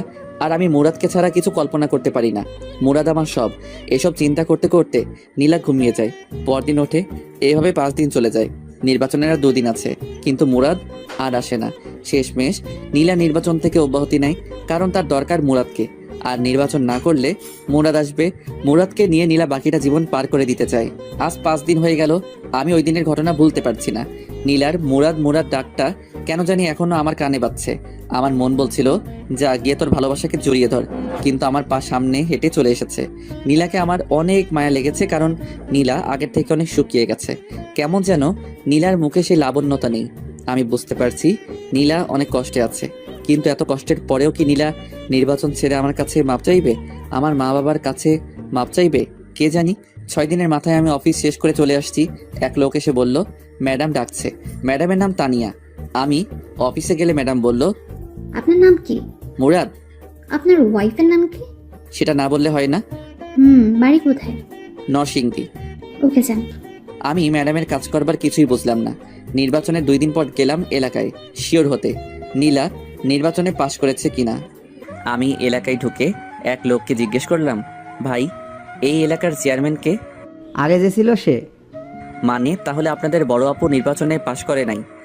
আরে ভাই, আর বললেন না, কত আশায় ছিলাম বড় আপু পাশ করলে এলাকার অনেক উন্নতি হবে, কিন্তু হলো কি, নির্বাচনের 2 দিন আগে বড় আপু নির্বাচন থেকে অব্যাহতি নেয়। পরে আর কি হবে, আগে যে আছে সেই পাশ করে। আমি লোকটাকে ধন্যবাদ বলে চলে আসলাম। ভাবলাম তাহলে নীলা এতদিনে আমার কথা শুনছে, কিন্তু সে সময় থাকতে শুনেনি। অতএব আমি আর নীলার কাছে যাচ্ছি না। এদিকে নীলা একা হয়ে গেল, কারণ জ্যোৎস্নার বিয়ে হয়ে গেছে। নীলা রাতে কিভাবে থাকবে? বাড়িতেও নীলা কিছু বলে নাই। নীলা ভাবলো সারা রাত মুরাদের কথা চিন্তা করে কাটিয়ে দিবে। নীলা রাতে অনেক ভয় পায়। বুঝতে পারছে মুরাদ তার কাছে এতদিন কি ছিল। রাতে নীলা ঘুমাতে পারে না ভয়ে, শেষ রাতে ঘুমিয়ে যায়। নীলা চিন্তা করছে আজকে রাতে কিভাবে থাকবে। নীলার এক ফুফাতো বোনের কথা মনে পড়লো, তার নাম তানিয়া, খুব হ্যান্ডসাম আর নীলাকে খুব সম্মান করে। নীলা ভাবলো তানিয়াকে ফোন করে দেখা যায় কয়েকদিন থেকে যায় কিনা। পরেরটা পরে দেখা যাবে। নীলা তানিয়াকে ভিডিও কল দেয়। তানিয়া ফোন ধরে। আসসালামু আলাইকুম তানিয়া, কেমন আছো? জি আপু, ভালো। তুমি কেমন আছো? এই তো ভালো। তোমার চেহারা তো তা বলছে না। আমার চেহারা কি বলছে? মনে হচ্ছে তুমি অনেক কষ্টে আছো, কেমন যেন আগে থেকে শুকিয়ে গেছো। শোনো, এখন থেকে তুমি আমার কাছে থাকবে। কেন, তুমি না বিয়ে করেছো? তোমার জামাইয়ের কি হয়েছে? ওর কথা আর বলিস না। এখন তুমি বলো কখন আসবা? অফিস শেষ করে চলে আসবো। কাপড় চোপড় নিয়ে আসবা, কিছুদিন থাকবা। ওকে? ওকে, চলে আসবো। নীলা ভাবলো যাক, একটা ব্যবস্থা হলো। এখন কিছু রান্না করতে হবে তার জন্য। নীলা তার জন্য অনেক কিছুই রাত্রেবেলা তানিয়া আসলো। তানিয়াকে খাওয়ালো। তানিয়ার অনেক ক্লান্ত লাগছে, তাই তানিয়া ঘুমিয়ে যায়। সকালে উঠে আবার তানিয়া অফিসে চলে যায়। নীলা সারাদিন ঘরের ভিতর কাটিয়ে দেয়। বিকালের দিকে তানিয়া অফিস শেষ করে আসলে তারা একসাথে খেলো। খাওয়ার সময় তানিয়া জিজ্ঞেস করলো, আপু তোমার হাজবেন্ড কোথায়? এই বিষয় জিজ্ঞেস না করলে হয় না? না, তোমাকে বলতেই হবে। তুমি আগে থেকে অনেক চেঞ্জ হয়ে গেছো। আগে সবসময় তোমার মুখে হাসি লেগে থাকতো, আর এখন তোমার কি অবস্থা হচ্ছে? দিন দিন শুকিয়ে কাঠ হচ্ছ। ঠিক মতো কি খাওয়া দাওয়া করো না? এটা নিশ্চয়ই তোমার পিছিয়ে হাজবেন্ডের কারণে। সে কোথায়? খাওয়ার পর তোমাকে বলি। ওকে। খাওয়া দাওয়া করে দুজনে বিছানায় বসলো। তানিয়া বলল, এবার বলো। সে আমাকে ছেড়ে চলে গেছে। কি? এটা কি করে সম্ভব? সারা জীবন শুনে এসেছি স্বামীর জ্বালায় মেয়েরা বাপের বাড়ি চলে যায়। এ তো দেখছি পুরো উল্টো। তুমি কি এমন করেছো যার কারণে তোমাকে ছেড়ে চলে যেতে হলো? তার কোনো দোষ নেই, সব দোষ আমার। আমি তার কথা শুনিনি। বুঝেছি। তুমি এখানে কেন পড়ে রয়েছো? সে যেহেতু তোমাকে ছেড়ে চলে গেছে, তাহলে তুমি বাড়ি চলে যাও। একা একা ভয় করে না? করে। যদি সে আবার ফিরে আসে, সেই অপেক্ষায় বসে আছি। ও, আমার ঘুম ধরেছে। শুয়ে পড়ো।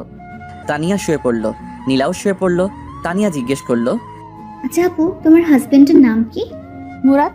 তার বাড়ি জানি কোথায়? নরসিংদী। আপু, তার একটা ছবি দেখাও তো। নীলা মুরাদের একটা ছবি দেখায়। তানিয়া তাদের কাহিনী সব বুঝতে পারে। এদিকে নীলা আপু মুরাদের জন্য কেঁদে কেঁদে শেষ, আর ওদিকে মুরাদ নীলা আপুর জন্য কেঁদে কেঁদে শেষ। এখন দুজনকে মিলিয়ে দেওয়ার দায়িত্ব তানিয়ার। তানিয়া চিন্তা করলো নীলা আপুকে কিছু বুঝতে দিবে না, দুজনকে সারপ্রাইজ দিবে। তানিয়া বলল, আপু, তুমি তো সারাদিন ঘরেই বসে থাকো, আগামীকাল চলো না আমার অফিসে। না রে, আমি যেতে পারবো না। চলো না প্লিজ, তোমার অনেক ভাল লাগবে। কখন আসবি? যাবো আর গিয়ে 1 ঘন্টা পর চলে আসবো। ওকে, সকালবেলা মন চাইলে। মন চাইলে না, তোমাকে যেতেই হবে। ওকে। নীলা ঘুমিয়ে যায়। সকালে উঠে নাস্তা করে তানিয়ার সাথে চলে আসে তানিয়ার অফিসে। গিয়ে তানিয়া যে অফিসে বসে কাজ করে সেখানে গিয়ে বসলো। তানিয়া বলল, আপু তুমি একটু বসো, আমি আসছি। ওকে, তাড়াতাড়ি চলে আসিস। ওকে। একটু বসলো নীলা। কে জানি অফিসে প্রবেশ করলো। নীলার পাশের চেয়ারে বসলো। নীলা মাথা নিচু করে বসে আছে, ভালো লাগছে না। একটু বসলো, ভাবলো উঠে বাইরে চলে যাবে, কিন্তু নীলার নাকে পরিচিত একজনের ঘ্রাণ আসছে। বুকের ভিতর কেমন যেন চিনচিন করে উঠলো। মনে হচ্ছে পাশের লোকটার কাছ থেকে।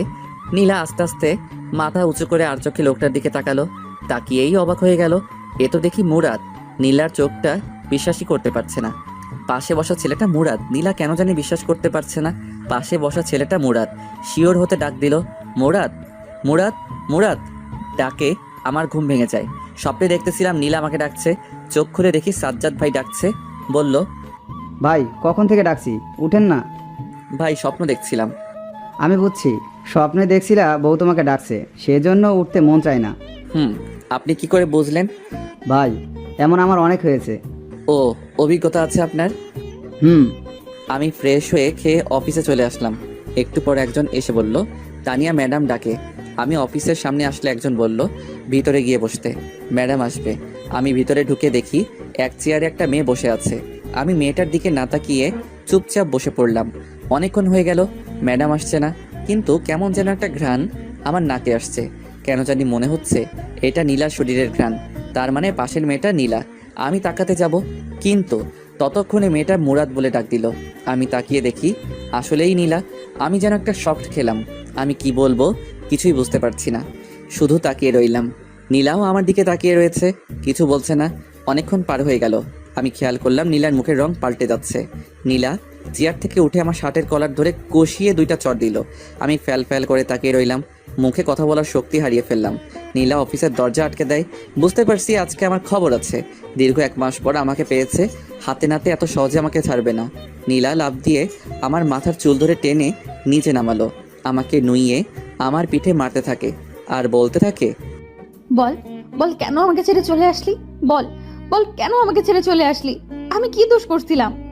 বলছি প্লিজ আর মেরো না। তুই না আমাকে ছেড়ে চলে আসছস, তাহলে বেঁচে আসছস কেন? তোমার কারণে। মিথ্যে কথা। তাহলে এতদিন আসিস নাই কেন?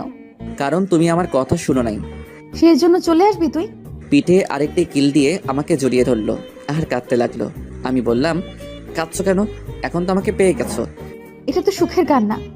আমি ভাবতে পারি নাই আমি চলে যাবার পর তুমি এতটা কষ্টে থাকবে। আমি ভাবছিলাম তুমি আরো হাসি খুশি ভাবে নির্বাচন কমপ্লিট করবে আর আমাকে সারা জীবনের জন্য হারাবে। আসলে তুই চলে যাওয়ার পর তোর মর্যাদা বুঝতে পারি। মুরাদ, তুই আমাকে ক্ষমা করে দে। আমি তোকে অনেক কষ্ট দিয়েছি। তুমি যদি প্রথমে আমার কথা শুনতে, তাহলে হয়তো এতটা কষ্ট করতে হতো না। তুই আমাকে আবার ছেড়ে চলে যাবি? যদি আমার কথা না শুনো। ওকে। এখন আর কেঁদো না। হুম। তোমার শরীরের কি অবস্থা? কি সুন্দর পরীর মতো ছিল আমার নীলা, এখন শুকিয়ে কি হয়েছো? তোর জন্য আমার এই অবস্থা হয়েছে। তোমার ফার্স্ট কাজ হলো আমার মা বাবার কাছে ক্ষমা চাওয়া। সরি মুরাদ, তোর মা বাবাকে আমি অনেক কষ্ট দিয়েছি। বল, কবে তোর গ্রামের বাড়িতে যাবি? সামনের সপ্তাহ। আমার গ্রাম অনেক ভালো লাগে। গিয়ে আমরা অনেক দিন থাকবো। আমি সরি, ওই দিন রাতে আমি তোমার ডাক শুনিনি। ওই দিন যদি তুই না থাকতি তাহলে হয়তো আর আমাকে পেতি না। এখন তোমাকেও আমি পেয়েছি, তুমিও আমাকে পেয়েছো, আর কোনো কষ্ট নেই। আমি আমার কপাল নীলার কপাল একসাথে করলাম। নীলার চোখে পানি, আমার চোখেও পানি। আমি নীলার মাথায় ধরে আবার আমার বুকে টেনে নিলাম। নীলাও আমাকে জড়িয়ে ধরে শক্ত করে, আবার নীলা কেড়ে দেয়। আবার যদি আমাকে ছেড়ে চলে যাস তাহলে আমাকে আর জীবন্ত পাবি না। ওকে, আমি তোমাকে ছেড়ে চলে যাব না, কিন্তু তুমি তোমাকে মারার অনুমতি দাও। তুই আমাকে মেরে ফেলিস, তবু আমাকে ছেড়ে চলে যাস না। প্রিয়জন পাশে না থাকার বেদনা আমি বুঝতে পেরেছি। এই তো লক্ষ্মী মেয়ে। আমি নীলার চোখ মুছে দিলাম, চেয়ারে বসালাম, দরজা খুলে দিলাম। একটু পর তানিয়া প্রবেশ করলো। আমি বুঝতে পারছি এসব তানিয়ার কাজ ছিল। মনে মনে তানিয়াকে অনেক ধন্যবাদ। তানিয়া এসে বলল, আপু আমাকে আর তোমার সাথে থাকতে হবে না তো? নীলা হেসে বলল, আপাতত না, সময় হলে বলবো। সময়টা কখন? পেটে বাচ্চা হলে? যা শয়তান। ম্যাডাম, আপনি তো কিছুদিন আগে বলেছিলেন বউকে নিয়ে কোথাও ঘুরে আসতে। সেই ছুটিটা আমি আগামী সপ্তাহ চাই। মুরাদ ভাই, এটা কিন্তু ঠিক না। দিয়ে দিস না। আগামী সপ্তাহ কিন্তু, এখন না। হুম। যান, এখন মন দিয়ে কাজ করেন। আমি চলে আসলাম। আমি অফিস শেষ করে নীলাকে নিয়ে শপিং মলে গিয়ে তার জন্য বোরকা কিনলাম। সেখান থেকে বোরকা পরিয়ে আমার মেসে গেলাম। গিয়ে নীলাকে সাজ্জাদ ভাইয়ের সাথে পরিচয় করিয়ে দিলাম। সাজ্জাদ ভাই নীলাকে কতগুলো উপদেশ দিয়ে দেয়। আমি আমার জরুরি জিনিসপত্র নিয়ে বাসায় আসলাম। নীলাকে বোরকা অবস্থায় আরও বেশি সুন্দরী লাগে। নীলাকে বললাম বোরকা পরে ঘর থেকে বের হতে, আর আগের সব কিছু ভুলে যেতে, সামনে ফোকাস করতে। সে আমার কথায় সায় দেয়। বাসায় আসলে নীলা আমাকে রান্না করে খাবার দেয়। আমি খেয়ে দিয়ে আমি রুমটা গোছালাম যেভাবে আগের মতো ছিল। আমি রাতে নীলা বিছানায় শুইলাম। যেহেতু অনেক দিন পর, তাই নীলাকে শরীরে ধরতে কেমন যেন লজ্জা লাগে। আমি ঘুমিয়ে গেলাম। সকালে সব লজ্জা চলে যায়। দেখি নীলা আমাকে জড়িয়ে ধরে ঘুমাচ্ছে। তার মিষ্টি মুখটা আমার দিকে তাকিয়ে আছে। আমি নীলাকে ডাক দিলে সে উঠে ফ্রেশ হয়ে রান্না করে। আমি খাওয়া দাওয়া করে অফিসে চলে গেলাম। অফিস থেকে এসে দেখি নীলা একটা গোলাপি কালার শাড়ি পরেছে, যেটা দেখে আমার মাথা এমনি ঠিক নেই, তাও আবার তার শরীর থেকে মিষ্টি একটা গন্ধ আসছে, আর তার একাংশ দেখা যাচ্ছে। আমি কোনো চিন্তা না করি তার কোমরে ধরে তাকে টান দিয়ে বুকে আনলাম। তার মিষ্টি গোলাপি ঠোঁটে চুমুর প্রলেপ এঁকে দিলাম অনেকক্ষণ। নীলা আমাকে টেনে নিয়ে বিছানায় ধাক্কা দিয়ে ফেলে দেয় আর বলে, তুই না আমাকে অন্য একটা জগৎ থেকে ঘুরিয়ে নিয়ে আসবি? আমার শরীর আনচান সেখানে যাওয়ার জন্য। আমি বুঝতে পারছি নীলা কিসের কথা বলছে। আমি এতদিন সেটার জন্য অপেক্ষা করছি। আমি নিশার ঘাড়ে চুমু খেতে থাকি। আমি আস্তে আস্তে নিচে, বাকি কাজটুকু নীলা সেরে ফেলে। ভাবলাম এত ফেতনার ভিতরেও নীলা নিজেকে সম্পূর্ণ ঠিক রেখেছে। আমরা সন্ধ্যার সময় শুইলাম, উঠলাম। পরের দিন সকালে নীলা বলল, এই জিনিসটা এত মজা, এত সুখ আগে যদি জানতাম তাহলে আমি তোর কথার কখনো অবাধ্য হতাম না। আমি আরো 10 বছর আগে বিয়ে করে ফেলতাম। তখন কিন্তু তুমি আমাকে পেতে না। তা ঠিক, এখন বলো কি খাবে? সেটাও বলে দিতে হবে। না এখন না, আমি নাস্তা তৈরি করছি, খেয়ে দিয়ে অফিসে যাও। ওকে। আমি অফিসে চলে আসি। পরের সপ্তাহ আমরা গ্রামের বাড়ি আসি। সেখানে 1 সপ্তাহ থাকি। নীলা মা বাবার পায়ে ধরে মাপ চায়। নীলাকে ক্ষমা করে দেয়। সপ্তাহে একটা পরীক্ষা, তাই ভার্সিটি পরীক্ষা দিয়ে শেষ করলাম। আরও ভালো কোম্পানিতে চাকরির আবেদন করলাম। কিন্তু তানিয়ার রিকোয়েস্টে সেই অফিস থেকে গেলাম। কিন্তু আমার প্রমোশন হয়। আসা যাওয়ার জন্য নীলার বাবার কাছ থেকে একটা গাড়ি নেয় আমার জন্য। 1.5 বছর পর আমাদের একটা মেয়ে হয়। দেখতে নীলার মতো হয়েছে। আসলে ভালোবাসা চেয়ে পাওয়া যায় না, ভালোবাসা দিতে হয়। ভালোবাসা দিলেই তুমিও ভালোবাসা পাবে। এই গল্পটা কেমন হয়েছে জানাবেন। আপনাদের অনেক ভালোবাসা পেয়েছি, আশা করি ভবিষ্যতেও পাবো। আলবিদা।